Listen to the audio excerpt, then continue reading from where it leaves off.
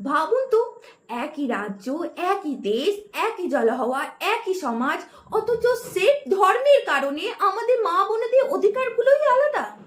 কেমন হতো যদি এই ভেদাভেদটাই আর না থাকতো? ইউসিসি বা অভিন্ন দেওয়ানি বিধি শুধু একটা আইন নয়, এটা সম্মানের লড়াই। বিবাহ বা পৈতৃক সম্পত্তির অধিকার, সব ক্ষেত্রে যখন সব ধর্মের নারীরা একেবারে সমান আইনি অধিকার পাবেন, ভাবুন তো আমাদের সমাজটা ভেতর থেকে ঠিক কতটা শক্তিশালী হবে। আলাদা আলাদা আইনের প্যাচে পড়ে সাধারণ মানুষ বছরের পর বছর ভোটের বারান্দায় ঘোরে, সর্বশান্ত হয়। একটাই সোজা আইন থাকলে বিচার পাওয়া কতটা সহজ হয়ে যাবে। খেটে খাওয়া মানুষদের চোখের জল তো অন্তত মুছবে।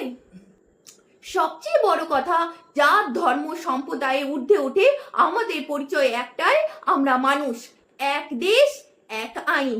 এই নীতি আমাদের ভেতরের দেওয়ালগুলোকে ভেঙে সম্পর্কগুলোকে আরো মজবুত করবে। সামাজিক ন্যায় বিচার আর সমান অধিকারে এই স্বপ্নটা সত্যি হওয়া প্রয়োজন।